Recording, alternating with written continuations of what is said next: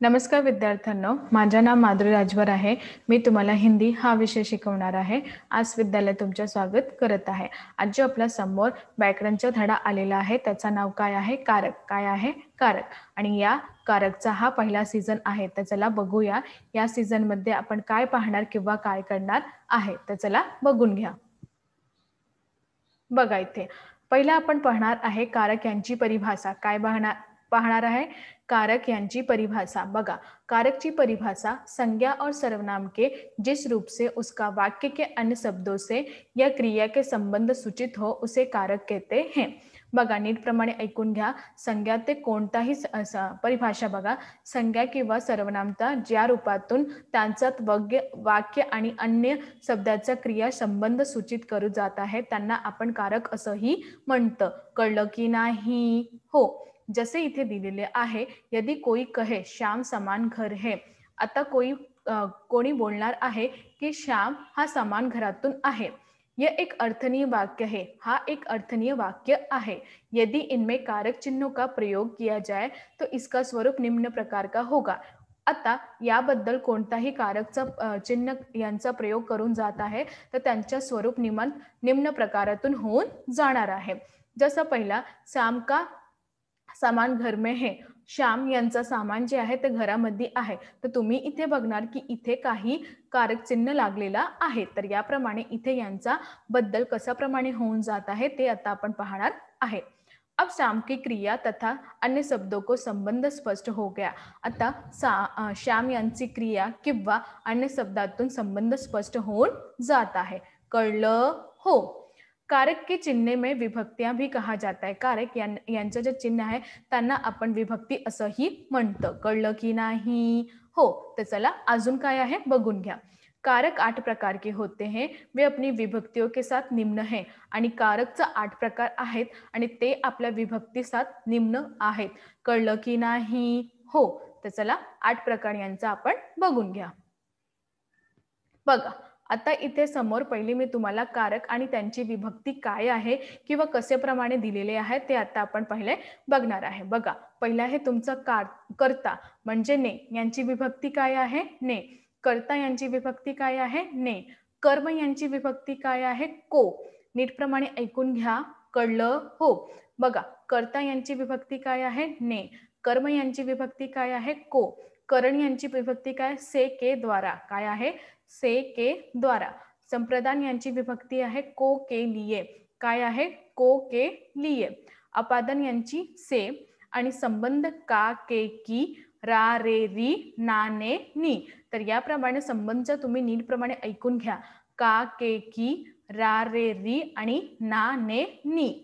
अधिकरण में पर। अधिकरण काय आहे? में पर। आणि संबोधन हे, अरे, अरी, अजी, अहो। तर याप्रमाणे संबोधनची विभक्ती असं प्रमाणे आहे। तर तुम्ही नीटप्रमाणे हा सगळं बघून घ्या आणि सगळं ऐकून घ्या। जेव्हा तुम्ही ऐकणार तेव्हाही तुम्हाला कळणार आहे की याबद्दल कारक काय आहे आणि त्यांची विभक्ती कशा प्रमाणे तुम्हाला दिलेली जात आहे। कळलं? हो। तर चला अजून बघून घ्या। बघा, आता आपण पाहणार आहे पहिला विशेष, कर्ता और कर्म की विभक्तियां लुप्त भी रहती हैं। कर्ता किंवा कर्मा यांची विभक्ती लुप्त म्हणजे गायब होऊन जात आहे। जसा पहिला तुमचा आहे कर्ताकारक। पहिला कोणता आहे? कर्ताकारक। तर नीटप्रमाणे ऐकून घ्या। बघा, संज्ञा या सर्वनाम के जिस रूप से क्रिया करने वाली का बोध होता है उसे कर्ताकारक कहते हैं। कर्ताकारक कोणाला म्हणत आहे? नीटप्रमाणे ऐकून घ्या।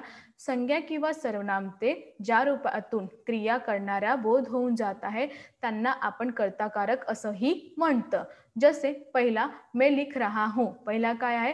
मी लिहत आहे। तर याप्रमाणे विभक्ती काय आहे? लुप्त आहे।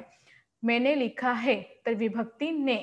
आणि गीता खाना बनाती है तर विभक्ती लुप्त। विभा ने गीत गाया, विभक्ती ने। तर याप्रमाणे इथे जे विभक्ती लुप्त म्हणजे इथे जे विभक्ती लुप्त झालेली आहे, गायब झालेली आहे, तर याप्रमाणे जेव्हा ने असा लावून जात आहे तर विभक्ती ने इथे असा प्रमाणे दिलेले जात आहे।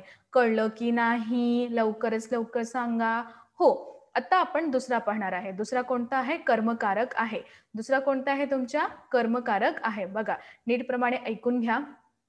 जिस पर क्रिया का फल पड़े उसे दर्शाने वाले संज्ञा या सर्वनाम रूपों को कर्मकारक कहते हैं। बघा नीटप्रमाणे ऐकून घ्या. ज्या क्रियावर त्यांचं फल पडणार आहे त्यांना दर्शावून देत आहे त्यांना आपण त्या संज्ञा किंवा सर्वनामला त्या रूपातून आपल्याला कर्मकारक असंही म्हणतं. पुन्हा सांगत आहे मी, नीटप्रमाणे ऐकून घ्या. ज्या पर जिस पर ज्या क्रिया पर फले पडत आहे आणि ते दर्शावून जात आहे त्यांना आपण संज्ञा किंवा सर्वनाम यांच्या रूपात कर्मकारक असंही म्हणतं. जसे इथे पहिला बघा, रंजना ने रोटी बनाई, तर विभक्ती लुप्त आहे.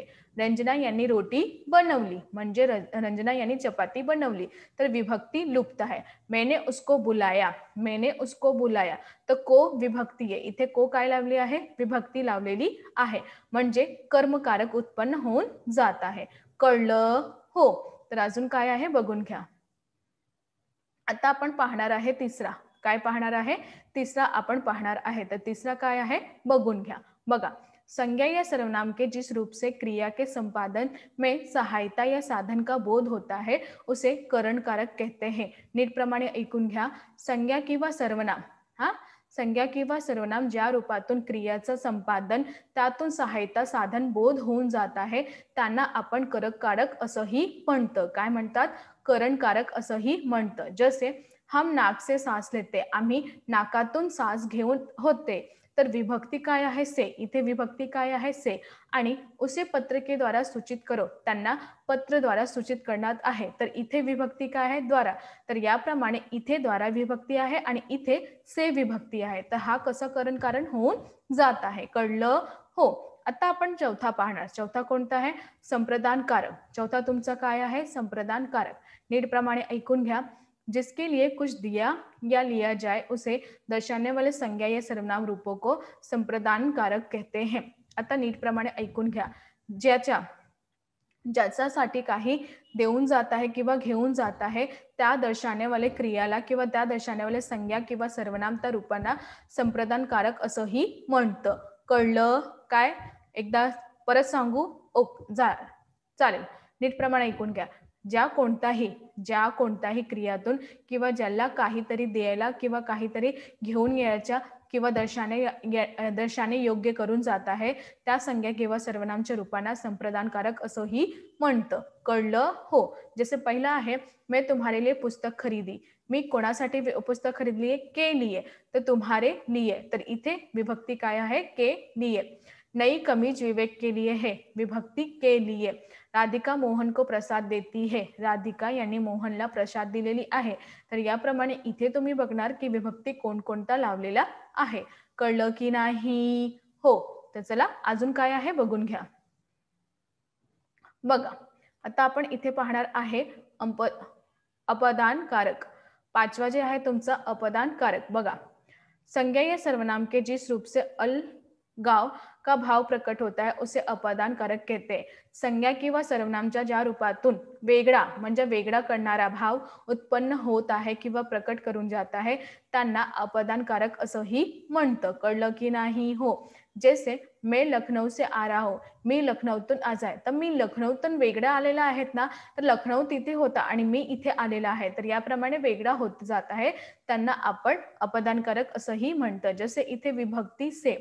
मुंबई से सूरत 3 किमी दूरी है. मुंबई यातून सूरत किती किमी दूरी आहे? 300 किमी दूरी आहे. तर विभक्ती याप्रमाणे मुंबई किंवा सूरत वेगवेगळ्या आहेत आणि वेगवेगळ्या आहेत तर यांना आपण अपदानकारक असंही म्हणतं. आता सहावा आपला आहे संबंधकारक. काय आहे? संबंधकारक आहे सहावा. बघा, संज्ञा या सर्वनाम के जिस रूप से उसका संबंध वाक्य की दूसरी संज्ञा को प्रकट हो उसे संबंधकारक वाक्य कहते हैं. नीटप्रमाणे ऐकून घ्या. संज्ञा किंवा सर्वनामच्या ज्या रूपातून संबंध वाक्य दुसऱ्या संज्ञातून प्रकट होऊन जात आहे त्यांना आपण संबंधकारक कहत आहे.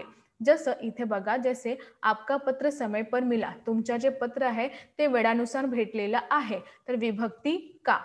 दशरथ के 4 पुत्र थे, दशरथ यांचे किती पुत्र आहे? 4. तर याप्रमाणे विभक्ती के. आजादी से पहले भारत की दयनीय स्थिती, आजादीचे पहिले भारतची यांची दयनीय स्थिती, तर याप्रमाणे विभक्ती काय दिलेली आहे? की दिलेली आहे. तर याप्रमाणे यांचा अर्थ की तून होऊन जात आहे. तुम्हारा पुत्र होनहार है, विभक्ती रा, तर याप्रमाणे असंही परिवर्तन होऊन जात आहे. अपने कार्य में अनावश्यक परेशानियां आ गई, आपल्या कामावर अनावश्यक परेशानी आलेली आहे. तर याप्रमाणे इथे विभक्ती ने असं जोडून जात आहे. तर कळलं की नाही? हो. तर अजून काय आहे बघून घ्या. बघा, आता आपण इथे पाहणार आहे अधिकरण कारक। 7वां काय आहे? अधिकरण कारक। संज्ञा या सर्वनाम के जिस रूप से किसी पर आश्रित होने का बोध होता है उसे अधिकरण कारक कहते हैं। नीट प्रमाणे ऐकून घ्या। संज्ञा किंवा सर्वनाम ते ज्या रूपात कोणताही वर आश्रित होऊनचा किंवा आश्रित होणाऱ्या बोध होऊन जात आहे त्यांना आपण अधिकरण कारक असंही म्हणतं। कळलं की नाही? हो। जसे पहिला बघा, बंदर वृक्ष पर बैठा है। बंदर कुठे बसलेला आहे? वृक्षवर बसलेला आहे। तर विभक्ती पर, विभक्ती इथे काय दिलेली आहे? पर। तर याप्रमाणे बंदर हा जे मांजर आहे ते कुठे बसलेला आहे? वृक्षवर बसलेला आहे। तर यांची विभक्ती काय आहे? पर आहे। आता मैं गाव में रहता हूँ, मी कुठे राहत आहे? गावात राहत आहे। तर याप्रमाणे विभक्ती में हा इथे अधिकरण कारण पर विभक्ती में जोडून जात आहे। तर यांना आपण अधिकरण कारक असंही म्हणतं। तुम्हाला कळत आहे की नाही? जेव्हा तुम्हाला नाही कळत आहे तुम्ही नीटप्रमाणे ऐकून घ्या आणि परत मला विचारून घ्या। कळलं? हो। आता आपण 8वां पाहणार आहे। 8वां काय? संबोधन कारक। काय आहे? संबोधन कारक आहे। संज्ञा या सर्वनाम के जिस रूप से किसी को पुकारा जाए उसे संबोधन कारक कहते हैं। आता आपण इथे बघणार संबोधन कारक काय आहे बघा, नीटप्रमाणे ऐकून घ्या। संज्ञा किंवा सर्वनामचे ज्या रूपातून संज्ञा किंवा सर्वनामते ज्या रूपातून कोणताही शब्दाचा पुकारा करून जात आहे त्यांना आपण संबोधन कारक असंही म्हणतं। काय म्हणतात? संबोधन कारक असंही म्हणतं। जसे इथे अरे तुम इधर आओ, अरे तर मी असं नाव लिहिलंय का संबोधन करते, अरे तुम्ही इकडे या, याप्रमाणे विभक्ती अरे। हे भगवान हमारी रक्षा करो, विभक्ती हे म्हणजे हे भगवान तुम्ही माझी रक्षा करा। तर याबद्दल तुम्ही इथे बघणार आहे की हे हा जोडून जात आहे किंवा संबंध जोडून जात आहे। तर यांना आपण संबोधन कारक असंही म्हणतं। विशेष इसमें कई बार विभक्तियां लुप्त हो जाती है या सर्वनाम लुप्त हो जाता है। याबद्दल इथे सांगितलेले आहे की याप्रमाणे इथे विभक्ती कुठे कोणताही विभक्ती जे आहे लुप्त होऊन जात आहे। लुप्त म्हणजे कुठेतरी गायब होऊन जात आहे त्यांना आपण किंवा यांच्या सर्वनाम पण लुप्त होऊन जात आहे। कळलं की नाही? हो। तर अजून काय आहे बघून घ्या। तर आज आम्ही काय शिकलो? आज आम्ही शिकलो की कशाप्रमाणे हा जे कारक आहे त्यांची परिभाषा पाहिली आणि त्यांचे प्रकार पाहिले। त्यांच्या प्रकारवर त्यांचं कारक आणि तिचं विभक्ती पण पाहिले। विभक्तीनुसार त्यांचे शब्द वेगळे होऊन जात आहे आणि त्यांच्या शब्दबद्दल विभक्ती वेगळे होऊन जात आहे। याप्रमाणे यांचा आपण 8 प्रकार पाहिले। या 8 प्रकाराबद्दल आपण असं पण पाहिले की कशाप्रमाणे यांचं परिवर्तन होऊन जात आहे किंवा विभक्ती कुठेतरी लुप्त होऊन जात आहे। तर याबद्दल आपण अजून काही तुम्हाला नाही समजलेलं आहे तर तुम्ही परत ऐकून घ्या आणि समजून घ्या। कळलं की नाही? हो। धन्यवाद।